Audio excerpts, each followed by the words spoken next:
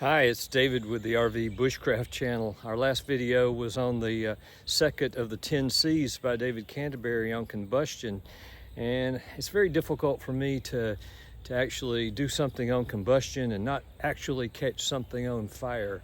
So let's do that. I'm going to show you what I'm going to use, and then I'll go prepare the material. We're going to use three different types of tinder today. The first is cedar bark. This is an eastern red cedar tree, and I pulled some of the outer bark off and gotten down to some of the inner bark areas where the fibrous material is. Taking small enough quantities here to where it doesn't damage the tree.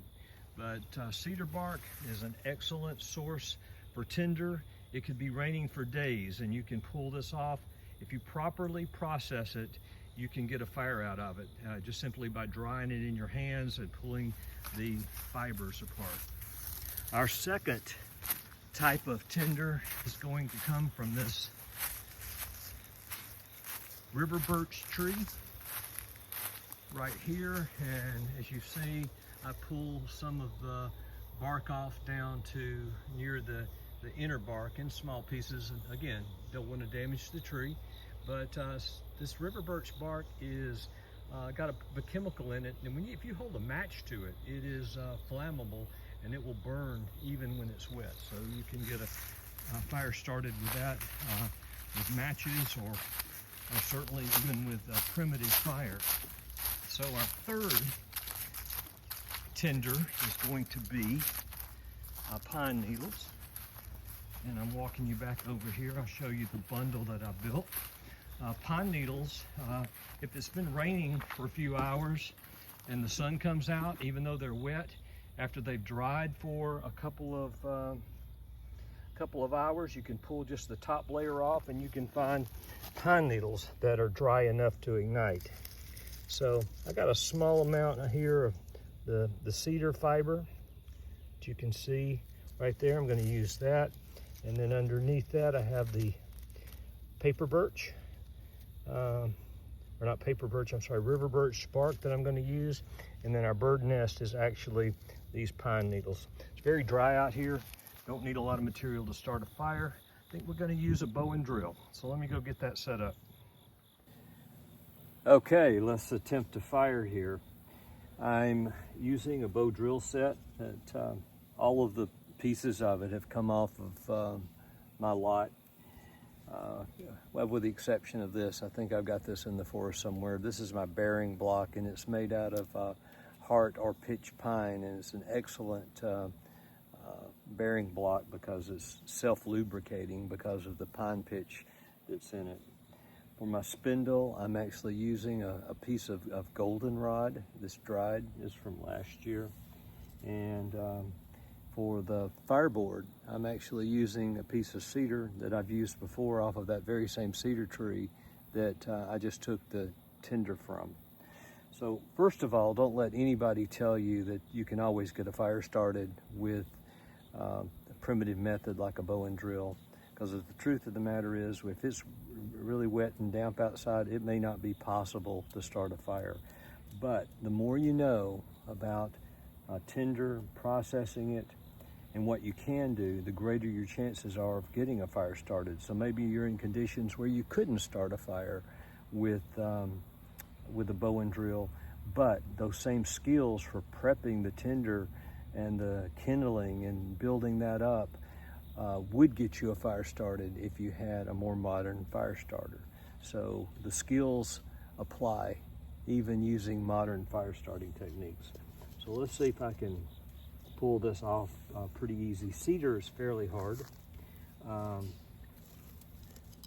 have a bowstring that's made out of blackberry briar, but I just broke it not too long ago. I pretty much wore it out because natural fibers on a bowstring do not last nearly as long as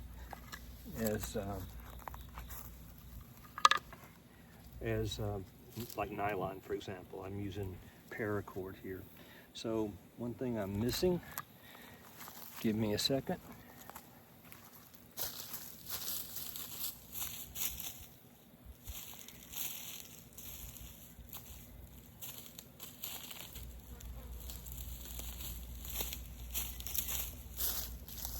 needed a leaf to catch my coal on so I can process it. The other thing I'm doing is, because I'm using such a small spindle, which I really like because it takes a lot less energy to turn it, is it produces a smaller coal. So I'm going to use a piece of punk wood, which is wood that I found just right over there just a few minutes ago. It's not quite rotten, but it's on its way to being rotten. It's got a spongy texture to it. This can catch a coal very easily and extend it and pretty much ignite anything. And if you got in wet conditions, if you can find a dry piece of punk wood, that's like gold. So let's see what we can do to get this fire started.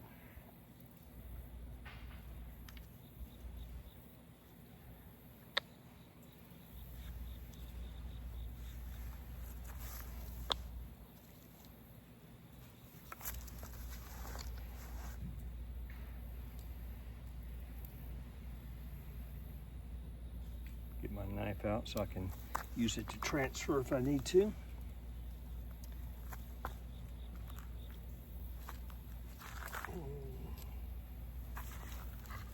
It's much easier to do on certainly on a table or on concrete, but this is more like realistic conditions when you're actually outside doing it. So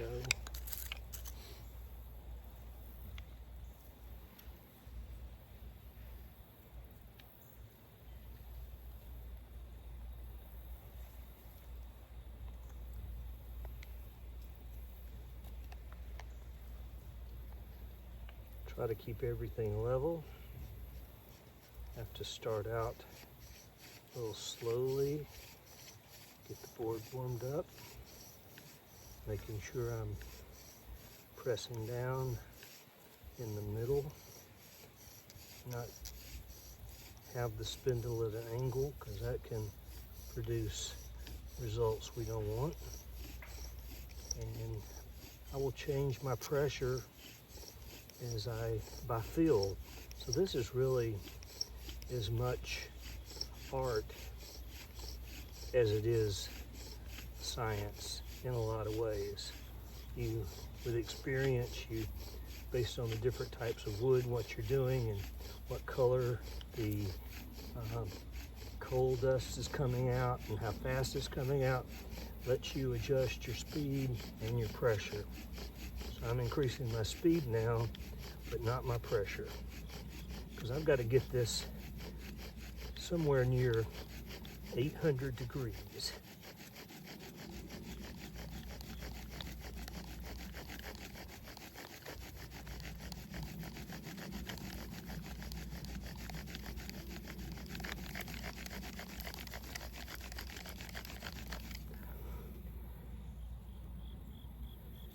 And we have a coal, and you can tell because the smoke is not coming from the stick anymore.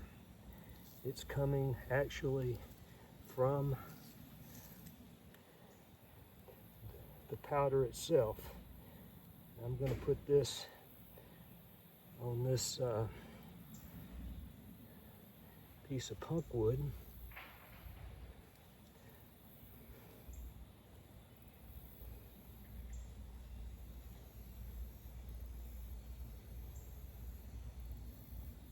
Get it started. Use all of my coal stuff here to get this going.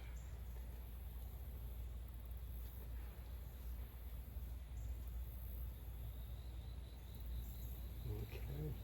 And the punk wood is already ignited and smoldering.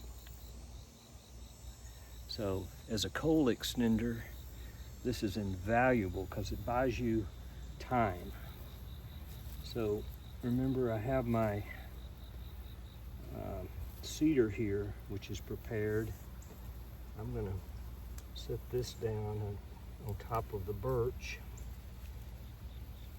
And I'm going to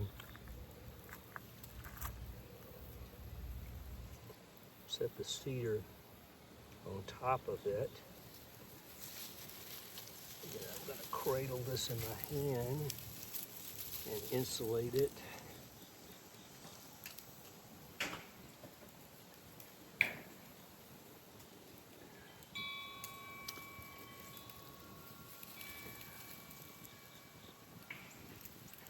As I apply air to it, we want to get this going before we burn through everything, burn through our pump wood.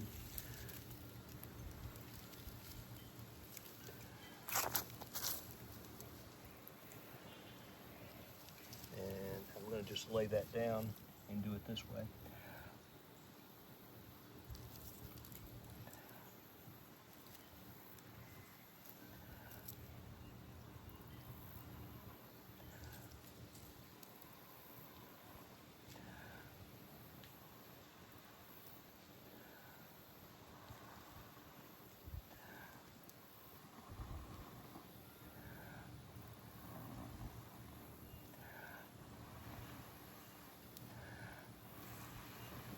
And we have fire.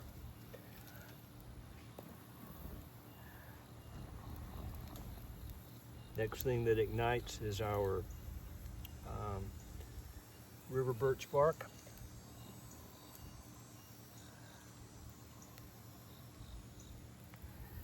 And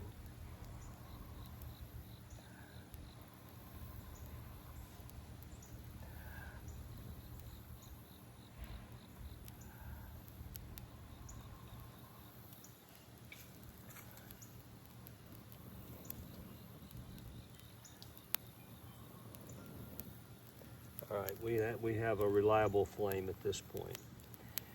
So I didn't have to use all these different tinder types, but I did because it kind of shows what you can combine, what you can do. Obviously, I'd be doing this very different in wet weather, but we're going to do some of this stuff, and maybe go into more details after we're done with the 10C series. But thanks for watching. See you in the next video. Now, this is a brand new channel. If you enjoyed this content, help us get this launched. Subscribe. If you like the video, like it. Give us comments. What else would you like to see? See you in the next video.